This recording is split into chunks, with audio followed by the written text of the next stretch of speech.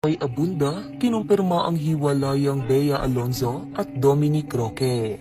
Isang malungkot na balita ang ibinahagi ng pinagkakatiwalaang talent manager at host na si Boy Abunda kaugnay sa tunay na estado ng relasyon ni Bea Alonzo at Dominic Roque. Sa Fast Talk ni Boy Abunda sa GMA7 ngayong Martes ng hapon February 6, 2024, kinumpirma niya ang balitang naghiwalay na sina Bea at Dominic. Ibig sabihin nito ay hindi na magpapatuloy ang kasal ng magkasintahang naka-engage. Ang magkasintahan ay nagpasya na tapusin ang kanilang relasyon halos 7 buwan matapos ang pag-propose ni Dominic kay Bea. Ang kanilang engagement ay naganap sa Las Casas Filipinas de Azucar sa Quezon City noong July 18, 2023. Sinabi ni Boy Abunda na ayon sa kanyang mga source, kamakailan lamang ay nagkaroon ng pag-uusap sina Bea at Dominic. Gayunpaman, wala raw tiyak na impormasyon kung magkakabati pa sila.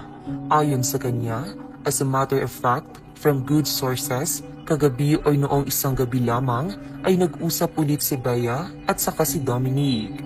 They're trying to understand each other but they're going through a rough patch. Magkakabalikan ba ito o magtatagumpay ba sa panunuyo si Dominic? We don't know. Wala akong makakasagot ng katanungan na ito, but of course, my prayers is that may God grant them what is best for them. Ang sigurado lamang daw ay isinauli na ni Bea ang engagement ring kay Dominic. Ani Boy, I am confirming, yes, that hiwalay sila ngayon. Ano ang status? Wala. I think kung tama ang aking source, Bea ay isinoli ng kanilang engagement ring. But are they hoping? Ako, ang hula ko is yes, kasi you don't say, tomorrow I'm going to stop loving. Hindi sinabi ni Boy kung anong dahilan ng breakup ng dalawa.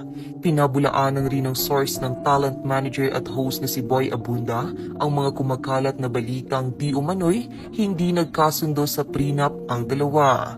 Sa katunayan nga raw ay mismong si Dominic ang nag-offer sa ina ni Bea na okay ang prenup. Hindi raw ito kailanman naging issue sa dalawa. Sa ngayon ay tuluyan pang ang nananahimik ang magkasintahang sina Bea Alonzo at Dominic Roque. Narito naman ang komento ng mga netizens.